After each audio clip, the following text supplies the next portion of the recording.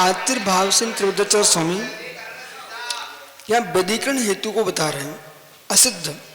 तो बिन्ना करणे प्रयुक्तो हेतु व्यधिकरण सिद्धा पर्वतो अग्निमान महानस्य धूमवत्वात् मठवत्। इसे समझिए आप, हमारी भाषा में सुनो।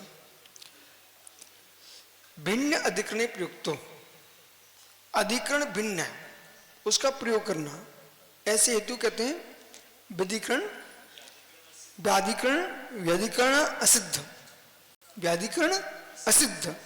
जैसे कि पर्वतो अग्निमाना, ये पर्वत अग्निमान है, मानसस्य धूमत्वात्। अब मेरी तरफ देखो ना, मानस धूमत्वात्, पर्वत अग्निमान है तो पक्ष कौन तुम्हारा? पर्वत। अब हेतु, हेतु क्या है? धूम। अब धूम पर्वत पर दिखना चाहिए, आप कहां दिखा रहे?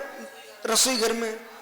तो ये क्या बोल रहे हैं कि भिन्न स्थान पर हेतु, हेतु को भिन्न स्थान पर दिखा रहे हैं। तो व्यधिकरण असिद्ध, तुम्हारी व्याधि से बाधित अधिकरण है, हेतु बाधित है। अब दूसरा दृष्टांत सुनिए। इसके अलावा उदाहरण ये है कि यहां पर भगवान अरहंत देव की पूजा की धुनी सुनाई पड़ रही है। अरहंत देव की पूजा की धुनी सुनाई पड़ रही है, क्योंकि शंकर जी के मंदिर में जल चढ़ रहा है। तो आपने हेतु किसको दिया? शंकर जी मंदिर में जल चढ़ रहा है, पूजा की धुनी पड़ रही कहां? अरहंत के मंदिर में। और जल कहां चढ़ रहा है? शंकर जी के मंदिर में। तो पर्वत हमारा पक्ष है, अग्निमान है, और धुआं कहां निकल रहा है? रसोई घर में। अरे ये रसोई घर का नाम तुम्हें तो सपच धर्म तो सिद्ध हो सकता है, पच धर्म तो नहीं है वो। सपच धर्म तो है कि अग्निपान पर्वत है, क्योंकि धूम दर्शनात् यथा रसोई घर मानस। पर तुमने क्या किया है? अग्निमान पर्वता धूम दर्शनात् कुत्र? मानस मध्य। तो आपका हेतु कहां जा रहा है? बाहर जा रहा है, इसलिए व्यधिकरण हेतु है, हेत्वाभास असिद्ध। एक और पढ़ते हैं। अब इनको क्या ना, आत्मा सुनने के बिना इनको चैन नहीं पड़ता। अब सुनिए, हम आत्मा में लगा देते हैं।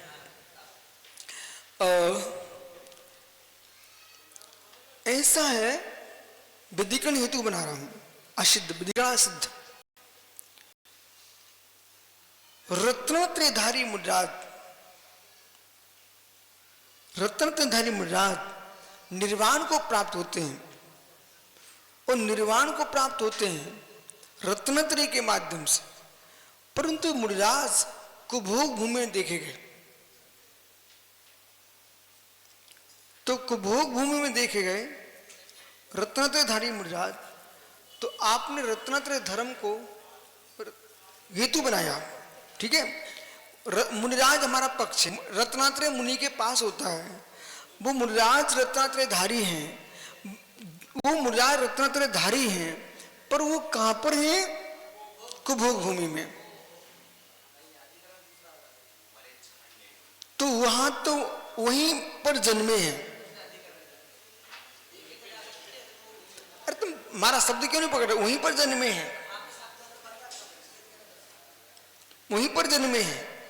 तो क्या मिलेच्छ खंड में जन्मा जीव मुनि बन सकते हैं क्या?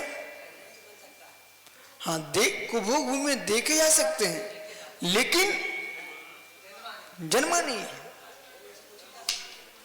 चलो ऐसे प्रयोग करना सीखो। एक और सुनिए, जैसे मठवत, मठ के समान, प्रत्येक देश से वर्तमान हेतु भागा सिद्ध। ये बार बार प्रयोग होता है शास्त्रों में, इसको अच्छे सुनिए। भागा सिद्ध, कई बार आपने शास्त्रों में सुना भागा सिद्ध। ये भागा सिद्ध कौन सी बला होती? सुनिए, प्रत्येक देश से वर्तमान हेतु भागा सिद्ध।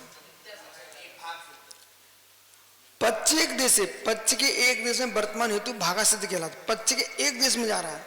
अनित्य शब्द, जैसे कि शब्द अनित्य, प्रति जन्यत्वात् पटवत, तो प्रत्यजन्यत्वात् प्रत्यजन होने से पट के समान। अब जो पच्चे विद्यमान विशेष हेतु, तो अब ये क्या कह रहे हैं कि पच्च के एक हिस्से में जा रहा है, वो भागा सिद्ध है। उस हेतु को भागा, जैसे शब्द अनित्य, क्योंकि वो प्रत्यय से प्रत्यय, जैसे वस्त्र, तो क्या वस्त्र ही प्रश्न उत्पन्न होता है? क्या सर्वत्र प्रश्न नहीं लिखता? अक्षर शब्द तो सब प्रश्न होता है, मेघ गर्जना शब्द के बिना होती है, उत्पन्न होता है, यह हेतु भागा सिद्ध नहीं। हमने जानता पड़ा वहीं तक है। मोल लो, मोल लो आप। और देखो मेरी तरफ, क्या है, इन लोग अस्थिर चित्त हैं। कल आपने क्या बोला था इनको, कोई सागर जी, हम सुन रहे थे आपकी बात कि भाई गुरु को सुनते रहो, मत पढ़ो, तब भी तुम ज्ञानी बन जाओ, कह रहे थे ना आप। अब सुनो मेरी तरफ, भागा सिद्ध इतना सरल है, अत्यंत उपयोगी है, थोड़ा ध्यान दे लीजिए तरफ। यहाँ की भाषा तुम्हारी समझ में नहीं आएगी, हमारी भाषा में सुनिए आप।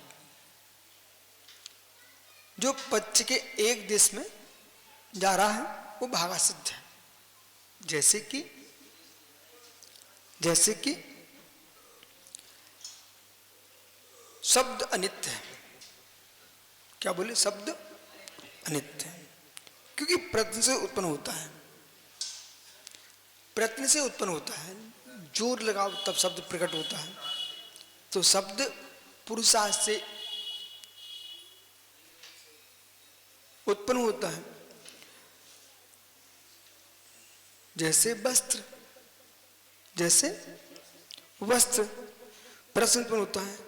यह हेतु सब पच्च शब्द पच्च के एक हिस्से में विद्यमान सर्वत्र, क्योंकि अक्षरात्मक शब्द तो प्रत्यय से होता है, जो उत्पन्न होता है वो प्रत्यय से होता है, जो उत्पन्न होता है पुरुषार्थ से होता है।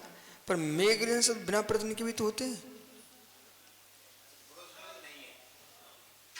अभी तुम्हारी समझ में नहीं आया, विश्वास मानो। अब पूरा विराम ले लो। अब मैं यहाँ की भाषा हटाता हूं, अपनी भाषा में बोलता हूं। ये कह रहे हैं कि जो प्रश्न से होता है शब्द अनित्य, क्योंकि प्रश्न से होता है। यहाँ विराम बंद कर दो आप, ठीक है? लॉक कर दिया, कर दो। शब्द अनित्य है क्योंकि प्रश्न होता है। तो शब्द अनित्य प्रश्न होता है। बात आपकी भागा सिद्ध का दृष्टांत दे रहा है। बोले क्यों? मेघ की गर्जना भी अनित्य है, पर बिना प्रश्न होती है। तो प्रश्न शब्द तुम्हारा एक देश जा रहा है, सब देश नहीं जा रहा है, इसलिए भागा सिद्ध है। भाग नहीं, भाग भाग भाग, एक भाग में सिद्ध, हिस्सा, टुकड़ा, शकल। तो एक भाग आपने कहा शब्द अनित्य है क्योंकि प्रत्यय से उत्पन्न होता है, इतना बोल दीजिए आप। बोल दो, बोलो निर्गुण सागर। आपको बोलना है शब्द अनित्य है क्योंकि प्रत्यय से उत्पन्न होता है, ऐसा बोलो।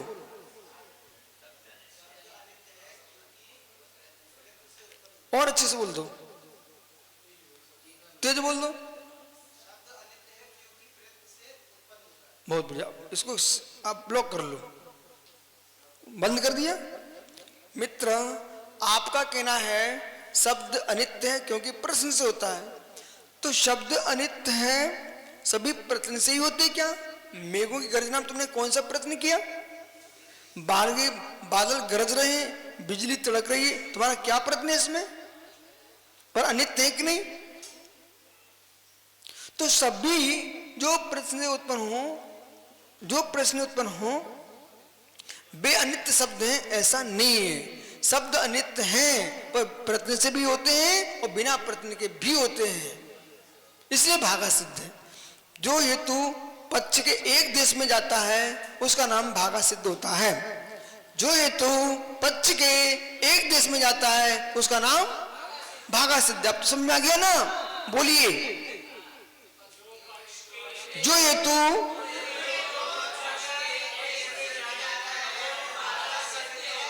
बहुत बढ़िया, और जोर से कहिए।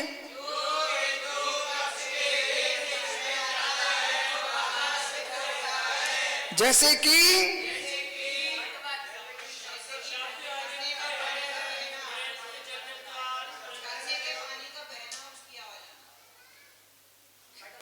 सुन यार,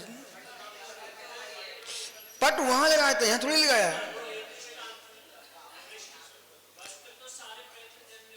अब पटवत बत तो सारे प्रश्न से होते हैं।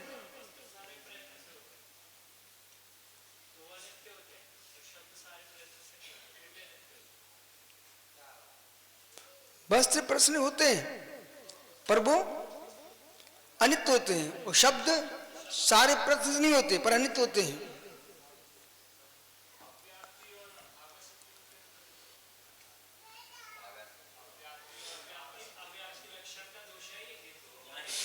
वहां लक्षण का दोष बना है, अतिव्याप्ति अव्याप्ति असंभव, ये लक्षण के दोष हैं, ये हेतु के दोष बना रहे हैं, वो लक्षण के दोष बना रहे हैं। बहुत अंतर, एक जैसा दिखता है पर एक जैसा होता नहीं। नमो